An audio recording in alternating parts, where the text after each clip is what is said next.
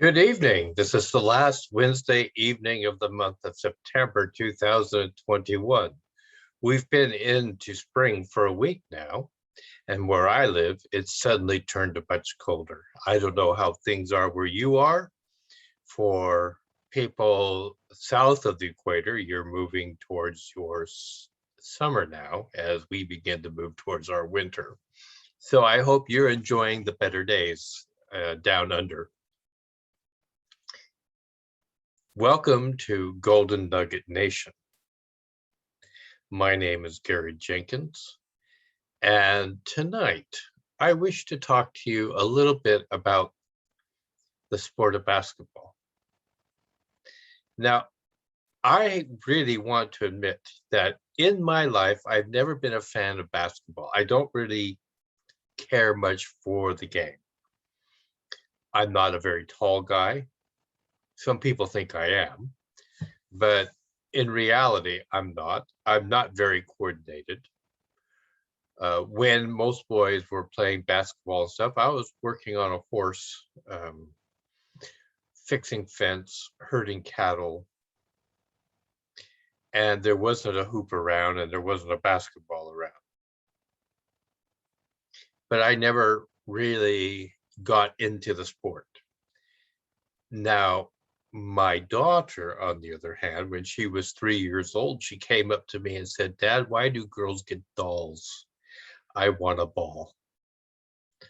And I thought she was talking about a little round, bouncy ball, toy type thing that you'd pick up at almost any kind of store. And she said, "No," she says, "I want one of those balls that the men play with." I had no idea what she was talking about. And so I took her to a store where they had all kinds of sports goods. She walked right over to the basketballs and said, "That one, that's the ball I want. I want that kind of a ball." And, little 3-year-old girl, she wanted me to set up a basketball hoop on the house. Of course I did. She didn't want me to put it low. She wanted it at regulation height. She wanted everything right. And for hours and hours, that little girl would do whatever she could to try to put the ball through the hoop. And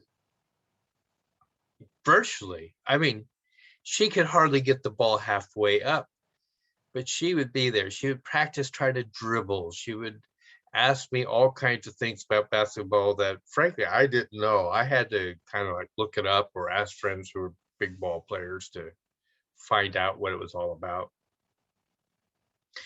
But I was her dad, and I wanted to support her in doing what she wanted to do. And every once in a while, she wanted to go down to like a regulation public ball court and practice shooting.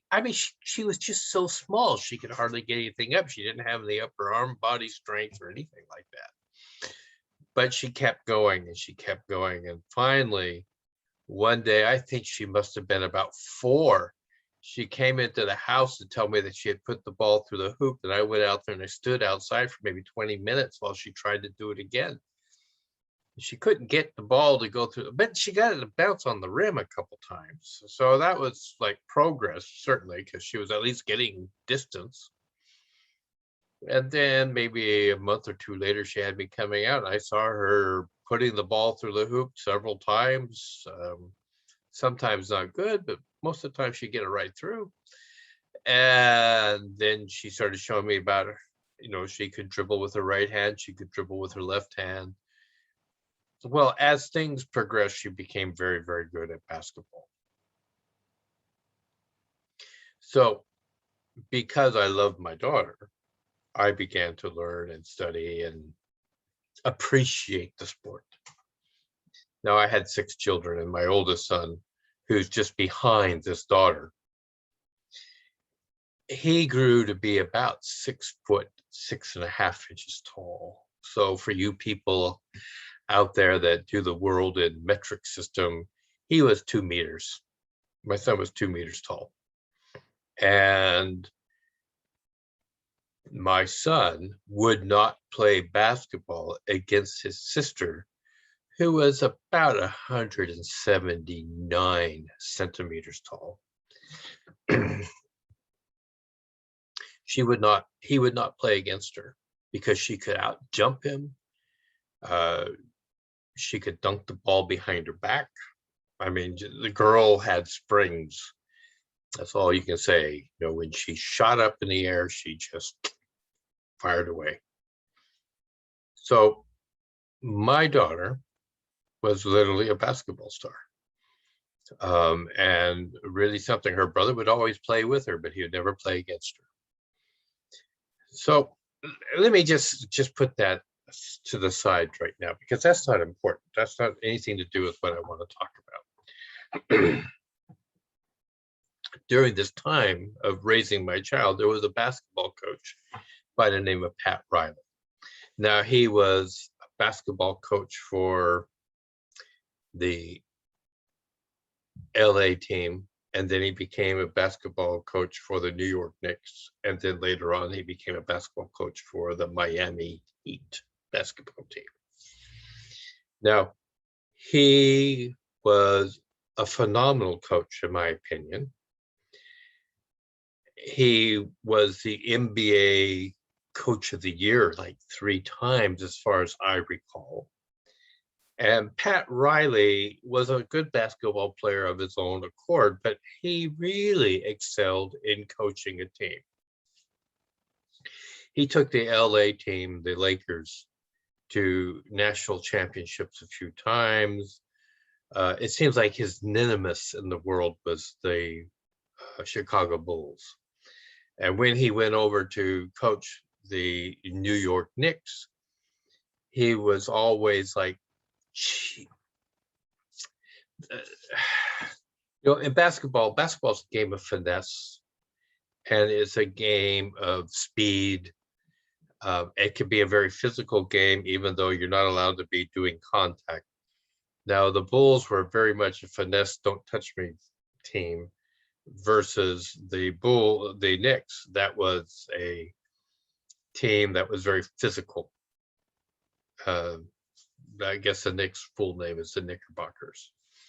And so Riley was coaching a team that was very physical on the court, and he was very upset with officiating because it seemed like physical contact from the Knicks was unappreciated by the referees, but if the Bulls were physical, they kind of looked the other way. And Coach Riley got into really quite a heated dispute in one of the championship playoffs, feeling that the officiating was unfair towards him. And this led to unhappiness with management for the Knicks because they weren't backing the coach, and he left.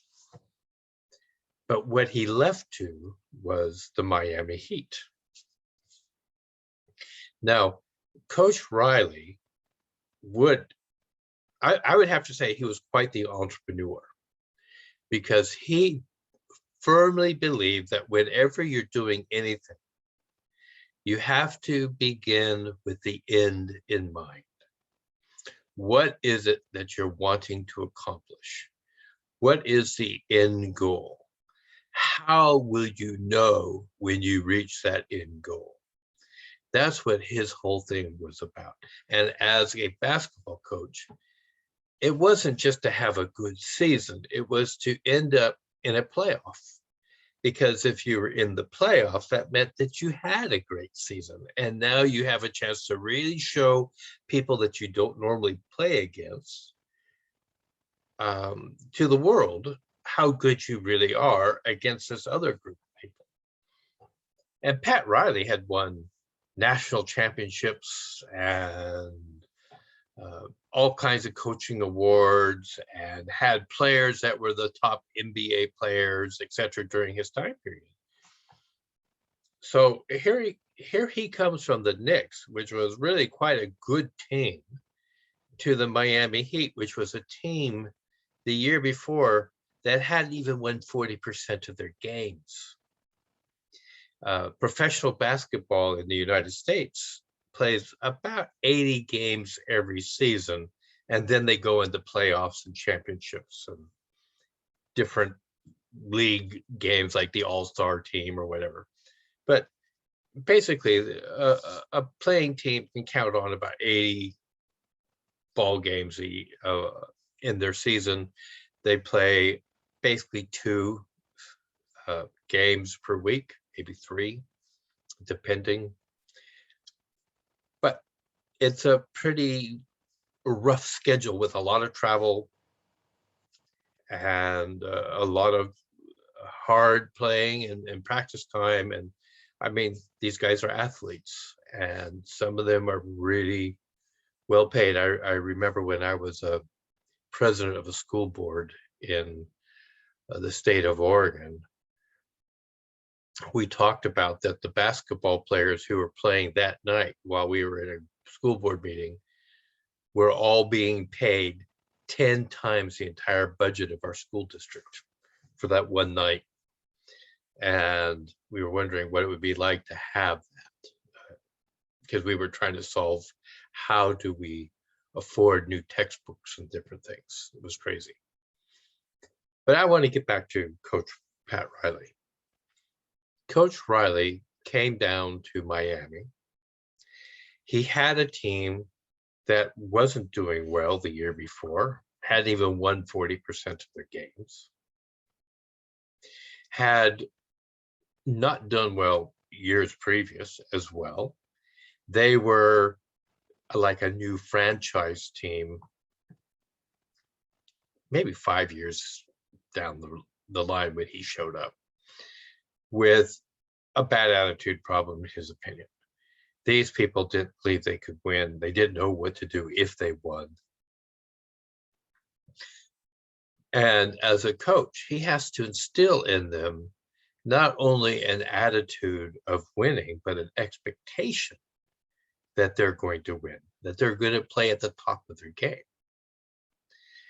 And so here he comes. I believe it was like 1995. I don't remember exactly what year, but he shows up to have the very first practice with his new team.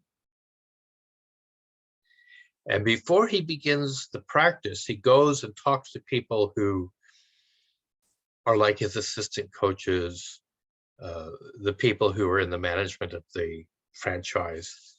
He says, when you win, where are you going to parade yourselves? Well, they never won anything, championship wise, or got into a playoff.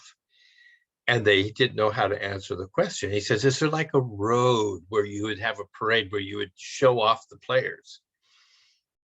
And they came to the conclusion in Miami, there was a road that's about 7 miles long. It was called Biscayne Boulevard. And they said, yeah, that's kind of like starts off in the downtown section of Miami and it goes along as beginning of Route 1, etc. in the United States. And yeah, that'd probably be the place where we would do it. And so he says, okay, fine. Pat Riley called up a lot of car dealerships and got them to send over with a driver convertibles. And then he went out to meet with his basketball team. He talked about them about winning, what it was like to win, what it was like to be in a playoff and to play the very best basketball you had ever played. And then when you got to come home, how you got to parade yourselves in front of the fans. And he could tell them about how they did it in LA, and he could tell them about how they did it in New York. Well, these guys had never done anything like that. They hadn't won anything. But Pat Riley says, the most important thing for us to practice is winning. And he says, today, our practice is we are going down Biscayne Boulevard. We are going to practice our championship parade. Begin with the end in mind. And Pat Riley talks about that to get these guys to get into this procession of cars waving to the people in the roadways, practicing what it will be like when they won the championship. Now, you've got to remember, this is a team that never won 40% of their games. Never. 37.5%, I think, is what they were the year before Pat Riley took over. So here they are, and he has them in the very first practice, not doing layups, not taking foul shots, not showing him their dribbling skills. No, he has them showing their waving and celebration moves as they ride in the back of these convertible cars, waving to the people who are just walking up and down the street, wondering what the hell is going on, because these guys are just driving slowly, waving and whooping and hollering. And some of the fans figured out, hey, this is the basketball team. They started clapping and cheering and waving back, and they started to get the feeling, that feeling of, man, must be what it's like, because people are actually stopping and waving back at us, and they're whooping and cheering us. We've never won anything, but they're fitting into the practice with us. Well, at the end of the season, they had won more games than they had lost. And it was just enough to get them into a playoff. Now, they never went very far that season. But when they got done, because they got into the playoff, and even though they didn't go any further in the playoff, they went down Biscayne Boulevard. They had their parade.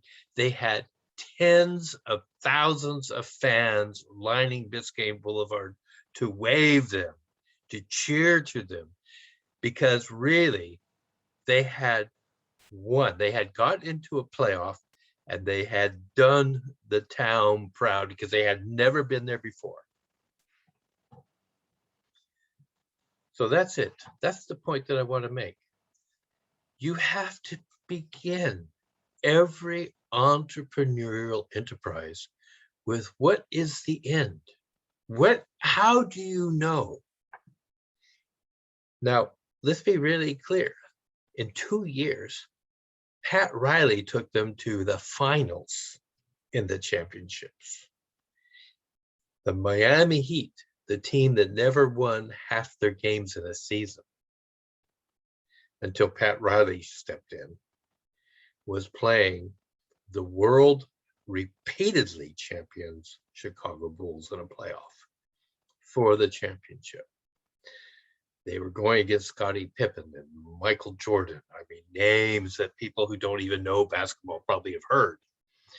There's probably a lot of people out there who never liked basketball, but they're wearing Air Jordans because of Michael Jordan's fame.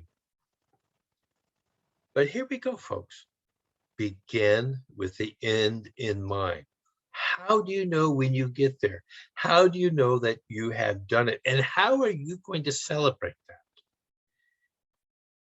How are you going to cheer yourself and say, yes, I did it?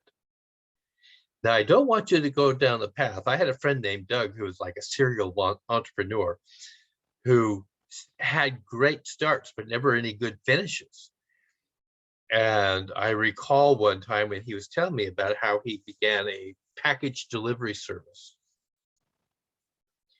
and how he was able to get a lot of good contracts coming in, and ended up having 9, 10, 15 delivery drivers working full-time for him and making money. And he realized after about 2 months that he would like to take his family on a nice holiday just to celebrate the fact that they were going on a holiday. And of course, he planned to go for 2 weeks, but he stayed for an additional week because he could afford it, but he wasn't taking care of business. And he never really planned how he was going to celebrate winning. When he came back, There had been personnel problems. There had been drivers who had had falling outs. People stopped making deliveries for him. They went to go work for other people because they didn't like who was giving them instructions, which was basically a secretary, and they just didn't care for it. His business totally fell apart. There are many ways to celebrate that don't really take you out of the game at all. I recall reading in T. Harv Eckert's book, The Millionaire Next Door, where he's speaking about a millionaire who built up his million in assets with real estate. And he came home one evening to his wife and said, "Sweetheart, I'm making popcorn." And so they went into the living room to eat the popcorn that he made. And they decided to turn on the television set and watch a movie that was on television, eating the popcorn. And in the middle of it, he says, "By the way, we're millionaires today." Be wise, be judicious about how you celebrate, but realize when you meet the goal, you need to celebrate. When you make that first sale, celebrate. I recall one of my mentors, Stuart Ross, talked about his very first online sale. He said it happened at night while he was sleeping. And when he woke up in the morning, he saw that he had received an email that said something like, somebody bought something for $7 from him. And he realized in that moment that he made that $7 while he was sleeping. And if he could make $7, he can make 7 million while he was sleeping. And he's done that multiple times in his life. So what I want to point out is recognize how you celebrate, because what Stuart Ross says is when he had that, all he did was he clapped and he cheered. That was all the celebration he needed, because it had happened, it had worked. What are you doing? How do you celebrate? How do you cheer yourself on? And how do you know when you have actually hit a milestone? And what is a celebration? These are all things you must define for yourself. Coach Riley defined it as a parade down a street called Biscayne Boulevard, putting people in rented convertibles, 2-3 players per convertible, waving to the people on the side of the road. And that was the celebration. In the United Kingdom, where they play an awful lot of what Americans call soccer and what the rest of the world calls football, when a city league seems to win, they put them on a bus that doesn't have a roof, so it's open air at the top. And they're all standing there waving to their fans who are cheering and drinking and waving scarves and flags and wearing team shirts, etc. The town goes crazy. People don't go to work because they're going to be there to celebrate. I understand that that's pretty much all over Europe, except for they don't have the double-decker buses like we have here in the UK. But you have to celebrate your wins. Really think well of them. I have a good friend who works in Russia building her enterprise. And for her, every celebration ends up going to the local river, big river in Russia. She goes to the beach She grounds her feet into the sand if it's warm enough. Otherwise, she just walks along it. And she realizes she's so much closer to freedom. Ladies and gentlemen, celebrate your victories. Know what a victory is before you reach it. Don't be somebody who's just working all the time and forgets to celebrate the wins. And the celebration doesn't have to be huge. It doesn't have to be big. It can be just, I have a bowl of popcorn tonight with my wife, watching a movie on television. That can be it. Doesn't have to be the biggest, fanciest restaurants. I one time spoke to a woman who was a multimillionaire. And I asked her, I said, when was the last time you knew that you had hit a milestone? And how did you celebrate that? And she said, she said, my husband and I hit a milestone that we had been wanting to hit for 5 years in our business. And he was talking to me like, would you like to go to Hawaii? Would you like to? She said, no. She said, let's call up the people in our business who have done the most to help us to get to where we wanted to go. And they made a list of like 20 people. She says, let's invite them over to go with us and just roast hot dogs, have baked beans, make s'mores, and just have an evening of just talking and entertaining and sharing around a campfire. And she said, that was the most fun I had that year. And in that year, she said, I ate at the White House with the President of the United States. And she said, it was nice.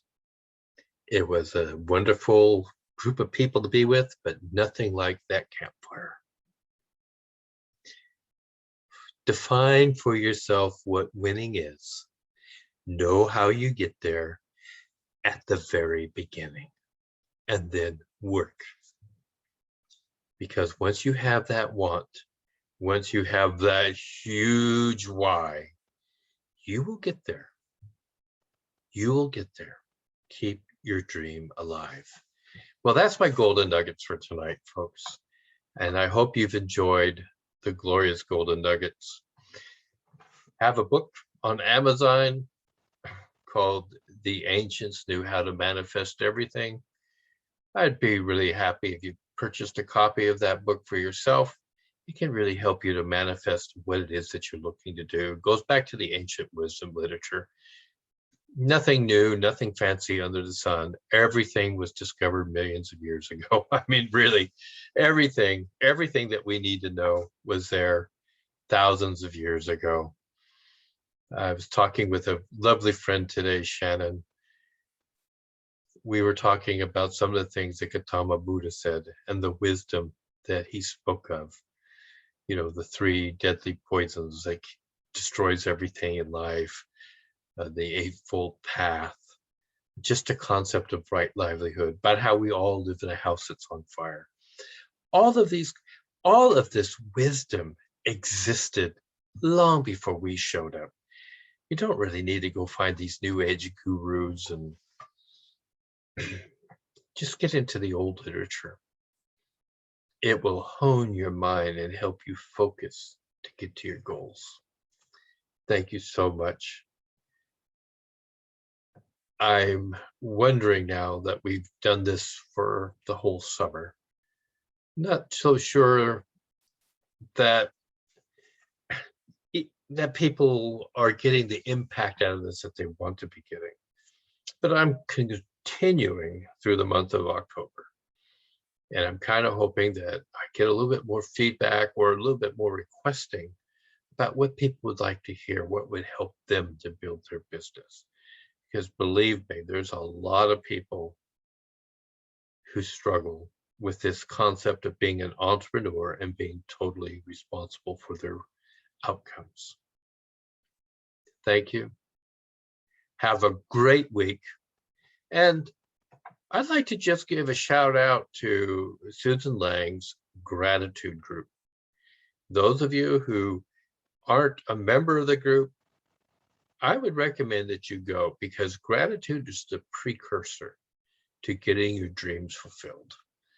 And we all can certainly work on gratitude. Thank you much. Bye.